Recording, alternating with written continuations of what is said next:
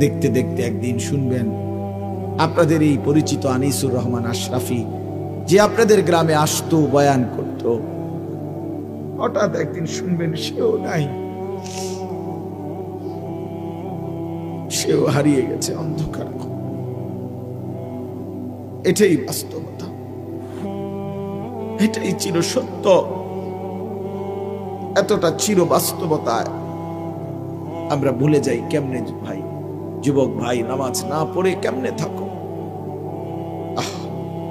মুসলমানের বাচ্চা তুমি, তুমি হিন্দুর সন্তান না, তুমি ইহুদির বাচ্চা না, তুমি খ্রিস্টানের বাচ্চা। কেমনে নামাজ না পড়ে, কি দেখতে দেখতে, কি করতে করতে জীবনটা, দিনটা, রাতটা শেষ করে দিল। আহারে আফসোস, আমার বড় আফসোস লাগে। একটা সুস্থ সবল 16 বছরের, 14 বছরের, 18 বছরের ছেলে মেয়ে কি কারণে, কি বুঝে একটা সেজদা দেয় না, এক ওয়াক্ত নামাজ পড়ে না? আরে বোকা রে, তুই কেমনে এত বোকা হইল? কি কারণ দেখতে পারে? কি অতিরিক্তটা তুমি পেয়ে গেলা? কি এমন সুখ পাইলা, কি এমন স্বাদ পাইলা, কি এমন আনন্দ আর মজা পাইলা যেটা আমরা কেউ পাইলাম না? যে মজার, যে সুখের জন্য তুমি তোমার আল্লাহকে ভুলে গেলা, একটা সেজদা দিলা না, এক ওয়াক্ত নামাজ পড়লা না। আরে জানোয়ার, তুই কেমনে ঘুমাইবি? জানোয়ার, এই হাইওয়ান, কেমনে ঘুমাইবি? আরে নাফরমান, কেমনে ঘুমাইবি? তোরে যদি ঘুমের মধ্যে ফেরেশতা লাথি মারে, তোরে যদি ঘুমের মধ্যে ফেরেশতা মাথা তুলে আসার মারে,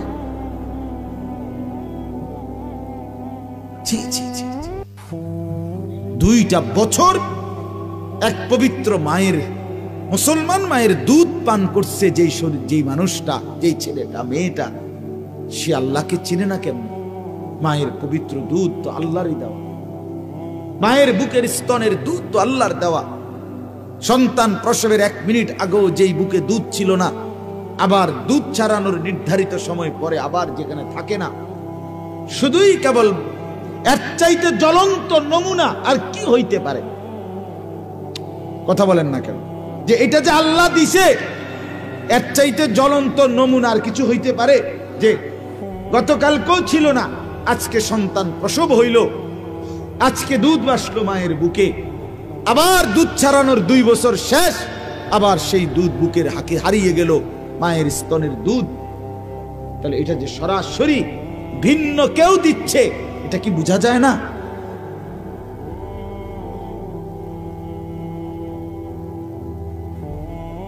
সেই পবিত্র মায়ের দুধ 2টা বছর, 1 দিন 2 দিন না, যে সন্তানটা গ্রহণ করলো আল্লাহর, সেই তুমি কেমনে নামাজ পড়ো? এই ছেলে, তোমারে বলছি, সাদা চাদর পিছনে চাইও না, তোমারই বলছি, বেটকাইও না, অপদার্থ। জিন্দেগি শুধু খিচুড়ি না, জীবনটারে খিচুড়ি বানায় ফেলছ। আহা, অসংখ্য ছেলের কোনো কাজ করে না, শরীর একদম স্প্রিং হয়ে গেছে, প্লাস্টিক হয়ে গেছে, কোনো কাজ করে না শরীরে, আর কোনো অনুভূতি শক্তি, এহসাস, বোধ, বুদ্ধি আমাদের লক্ষ লক্ষ ছেলে মেয়ের নাই। কি বলে, কে বলে, কেন বলে, কাকে বলে, সেটা কোনো বিষয় মনে করে না। তার এক কথা, আমার ছবি, আমার নারী, আমার নাচ, আমার জিনা, আমার ব্যভিচার, আমার অশ্লীল দৃশ্য, আমার সমান্যদের সাথে আড্ডা ফুর্তি, আমার এই বান্দরামি, আমার পেশাব করে পানি না নেওয়া, আমার জুয়া, আমার মদ, আমার নেশা, আমার নারীর আড্ডা, মেয়ের পিছনে ঘুরা, এটাই আমার জিন্দিগি। এতে করে আমার মার ইজ্জত থাকুক বা না থাকুক, বাবার ইজ্জত থাকুক বা না থাকুক, বংশের ইজ্জত থাকুক বা না থাকুক, আমার দেশের ইজ্জত থাকুক বা না থাকুক, আমার ধর্ম থাকুক বা না থাকুক, বাদ দে সব। আমার দরকার আমার যৌনতা, আমার শাহওয়াত, আমার মনের খামখেয়াল। এটা মানুষের বাচ্চা হয় কেন? এত অপদার্থ, যার কপালে একটা সেজদা নাই,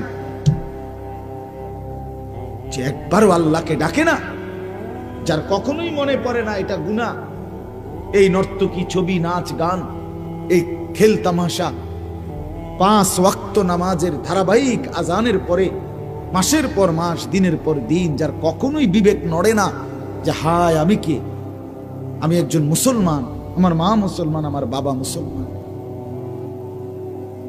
কিরে বাবা, তোমরা এইভাবে আল্লাহকে ভুলে গেলা কেন বাবা? আজকের 1 প্লেট খিচুড়ির মেয়াদ কতক্ষণ তোমাদের? আজকের দুপুরের খাবারের মেয়াদ কতক্ষণ?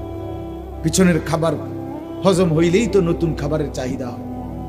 তার মানে পিছনের খাবার পাকস্থলিতে আর থাকে না, হয়তো বাথরুম পায়খানার সাথে বের হয়ে যায়, অথবা শরীরের অন্যান্য জায়গায় প্রয়োজন পরিমাণ পৌঁছে যায়। সেটা তো টিকে না, দুনিয়া তো টিকে না। আমি অনুরোধ করছি ছেলেরা, তোমাদেরকে সবাই মিলে জিন্দেগির কদর করে।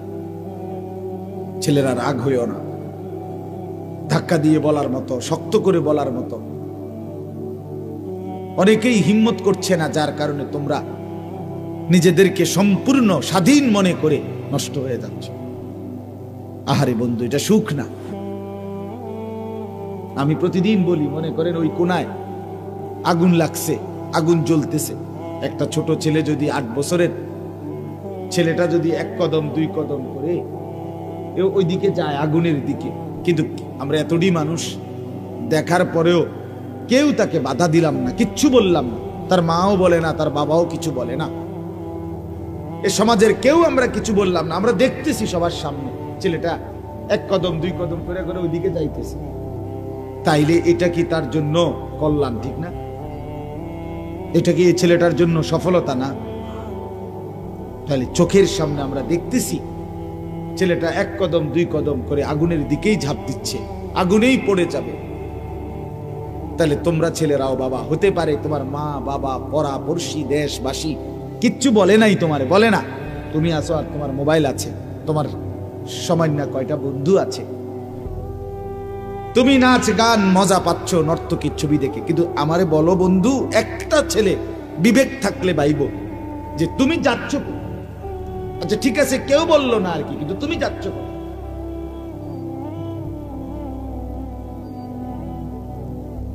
তোমার পরবর্তী প্রত্যেক কদম যত বাড়ছে, প্রতি কদম বাড়ছে তো তুমি আগুনের দিকে যাচ্ছ, তুমি তো জাহান্নামের আগুনের দিকে যাচ্ছ।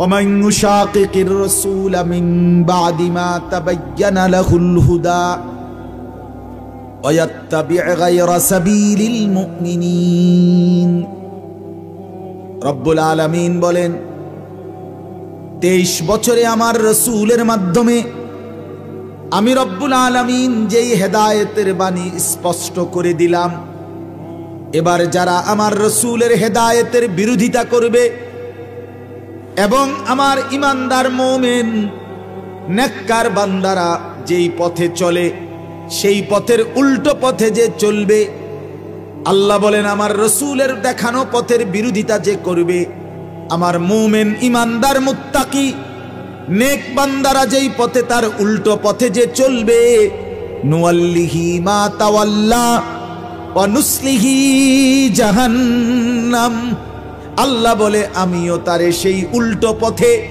চালাইতে থাকব, একদিন তাকে চলতে চলতে ধাক্কা মেরে জাহান্নামে ফেলে দেব। খোদার কসম, এটা কোরআনের আয়াত। ওয়া নুসলিহি জাহান্নাম। বাচ্চাটা তো পুকুরের পাড়ে মজা পাচ্ছিল, পানি নিয়ে খেললা, তো পানি নিয়ে খেলতে খেলতে দুষ্টমি করতে করতে তো হঠাৎ বাচ্চাটা পানিতেই পড়ে গেছে আর ডুবে মরে গেছে। কেউ তাকে বাধা দেয় নাই, সে তো মনে করছে বড় ফুর্তিতে আছে, কিন্তু সে যে কিছুক্ষণ পরে ডুবে গেছে। অসংখ্য ছেলে মেয়ে আজকে মনে করতেছে কেউ তাকে কিছু বলে না, বিশ্রী বিকট চুল, জন্তু জানোয়ারের মতো কাফের মুশরিক বেঈমানের চুল, যার কারণে আপন মা বাপ ভয় পায়, মা বাপ ভয় পায়, মনে করে যে গাদ্দারের মতো চুল তার, তে তো আমি বাপের জাতা দিয়ে ধরে নেব। হ্যাঁ, এজন্য হয়তো আতঙ্ক, যার কারণে বলা ছেড়ে দিছে। আর সে মনে করছে আমি রঙিন ঘুড়ি উঠছি, কিন্তু এর পরিণতি কোথায়? এর শেষ কোথায়? প্রতিটা মিথ্যার শেষ কোথায়? প্রতিটা চুরির শেষ কোথায়? প্রতিটা সুদের টাকার শেষ কোথায়?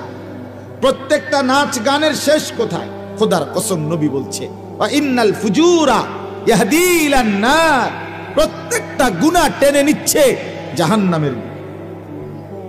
কিসের দিকে বলেন না রে বাপ? জাহান্নামের, জাহান্নামের, জাহান্নামের দিকে। প্রত্যেকটা গুনাহ আপনাকে আমাকে জাহান্নামের দিকে টেনে নিচ্ছে যদি না ফিরে, যদি তওবা না করি, যদি এই দুনিয়ার হায়াতে থাকতে ফিরে না আসি। আল্লাহ তাআলা আমাদেরকে বুঝ দান করেন। আজকে এতটুকুই আপনাদের কাছে মূল বক্তব্য। হায়াতের কদর করেন, হায়াতের কদর করেন, হায়াতের কদর করেন। আমি প্রত্যেক দিনে কয়দিন টানা বলতেছি, বাবা সবাই মনোযোগ দিয়ে শুনেন এই 10টা মিনিট কথা। হায়াতের কদর করেন। আমাদের জীবনটা ওয়ান ওয়ে রোড। আধুনিক যে রাস্তা, আধুনিক রাস্তার নিয়ম হলো ওয়ান ওয়ে। এই যে 4 লেন রাস্তাগুলো, যেমন আপনি এদিক দিয়ে গাড়ি নিয়ে ঢুকছেন, এবার আপনার কাজ হইল আপনাকে শুধু সামনের দিকে যাইতে হবে, এদিক দিয়ে, এদিক দিয়ে আবার ফিরচাইতে পারতেন না। কথা বুঝছেন নি? আপনি যদি আবার পিছনে আসতে হয় তাহলে আপনার এই ইউ টার্ন নিয়া এদিক দিয়ে আইতে হইবে, নাকি এদিক দিয়ে আসা যাবে? আর না, আমাদের এইসব রাস্তা না, ওই যে বড় রাস্তার কথা বলতেছি, ওয়ান ওয়ে রোড যেগুলো, ডিভাইডার ওয়ালা রোড যেগুলো, যেগুলোর মাঝখান দিয়ে কি আছে? আইল্যান্ড আছে, ডিভাইডার আছে, এগুলো ওয়ান ওয়ে। ঠিক ছেলেরা এমনি শোনো, বাবা মোবাইল এটা বাদ দাও, এটা বাদ দাও, এমনি শোনো, এমনি শোনো, 10টা মিনিট এমনি শোনো, মনোযোগ ভালো হবে। জি বলতেছি, আমাদের এই হায়াত মোবাইল হাতে ধরে রাখলে শোনা হয় না, বুঝাও হয় না কিছু। এই গোড়ার গাছ এটা লইয়েই ব্যস্ত, এই আকাম লইয়েই ব্যস্ত, জিন্দিগিটাই মোবাইল। আসো মোবাইলের দিকে চাইয়া, কান দেও মোবাইলের দিকে, ঠ্যাঙ্গালগি দেও মোবাইলের দিকে চাই, চুলেরে নিজে নিজে লারে টানে ফিচ্চায় আউগায়, হ্যাঁ তার সিরা প্রতিবন্ধী নিজে নিজে। অনেক পোলা পায় না, আমি দেখি যে নিজে নিজে এরকম করে চুলেরে ঘুরায় আনে, একবার কাইত হয়, একবার হতে কি করে, আবার নিজে ছবি। হায় হায়, আমার মনে হয় পাবনার কোনো নাম্বার নাই হবে, অথচ আমার দ্বারা নাম্বার আছে। পাবনা মেন্টাল হসপিটালের কাছে লোকের নাম্বার আমাদের আছে, আমি এখানে ওয়াজ করে আছি। আপনাদের কারো লাগলে নিয়ে, হ্যাঁ ব্যস্ত পাগল দেখতে হয়। হ্যাঁ হ্যাঁ, আমি 1-1.5 ঘন্টা দেখছি। আহা, পাবনা মানসিক হাসপাতালে, যে বাংলাদেশে যেটা বড় পাগলের হসপিটাল, আমি নিজে গেছি ভাই, 1-1.5 ঘন্টা ঘুরে ঘুরে দেখছি, আসর থেকে মাগরিব। আহা, একটা দিন, আমি ওয়াজে বহুদিন বলছি, কমপক্ষে যদি 200 লোক দেখে থাকি পাগল, কথার কথায়, এরকম ছোট ছোট খোপ খোপ রুম, গ্রিল সহ জালি দেওয়া, ভিতরে ঢুকতে দেয় না, ওদের কাছে ঢুকতে দেয় না, ওই জানালার মধ্যে কথা কম যায় আর কি, তাও সবাইরে ঢুকতে দেয় না, অনুমতি নিয়ে যাইতে হয় বিশেষ। তো যাই হোক, আমি যদি 200 পাগল দেখে থাকি, বিশ্বাস করেন কসম, সর্বোচ্চ 2 জন হবে বুড়া মানুষ, আর 198 জন হবে যুবক ছেলে। বিশ্বাস করেন, সব ইয়াং খোলা। আমার চোখে দেখা, আমি নিজ চোখে দেখছি। হ্যাঁ, পাগল বানাই দিছি। আমি জিজ্ঞাসা করছি, যুবক নাম কি তোমার? বলছে রবীন্দ্রনাথ ঠাকুর। তার নাম রবীন্দ্রনাথ ঠাকুর, তাহলে বুঝাই গেল সে কি। বলেন হাসির বিষয় মনে করেন? আল্লাহ তাআলা যদি আমাদের এই ব্রেন, মাথা সুস্থ না রাখে, আমাদের কয়দিন আগে 10 তারিখ এই শনিবারে আমাদের কাবিলা আমাদের বুড়িচং উপজেলার কৌমি মাদ্রাসার সমস্ত সম্মিলিত একটা সম্মেলন হয়েছে, বড় সম্মেলন, অনেক বড় মাহফিল, কাবিলা ঈদগাহ মাঠ। তো ওইখানে একটা লোক পাশে আমরা যেখানে মাহফিলের লোকরা বসছি, আমরা ওখানে দেখছি একটা লোক, এই একটা ছেলে, যুবক, প্রতিবন্ধী, পাগল। আমি তারে দেখছি অনেকক্ষণ, তার দিকে আমি তাকাইছিলাম। আমার এত মায়া লাগছে, সেই নিজে নিজে একবার সোফাটার মধ্যে একবার এই পাশে, একবার এই পাশে আই, একবার কেমন জানে হাত লাড়ে, একবার হাসে, একবার আবার দাঁড়ায়। এই যে আহা, একদম সুন্দর, বিশ্বাস করেন, একেবারে টুকটুকে সুন্দর চেহারা, লম্বা চূড়া ছেলে। এত মায়া লাগছে যে আহা, ছেলেটা বুঝতেছে না কিছু। এই জন্য বাবা আমি ধমক দেই এই উদ্দেশ্যে, দুশ্মনির জন্য। আমি দুশ্মন না, তোমাকে বলার কেউ নাই, সবাই ছেড়ে দিছে। তোমাকে আপন মা বাপই ভুলে গেছে, কেউ তোমাকে কিছু না। তোমরা মোবাইলের হাতে জিন্দিগি তুলে দিছো, নারীর সামনে, জিনা ব্যভিচারের সামনে, অশ্লীল ছবির সামনে তোমরা জীবন তুলে দিছো। আর এখান থেকে ফিরে আসা বাপ কঠিন, খুব কঠিন।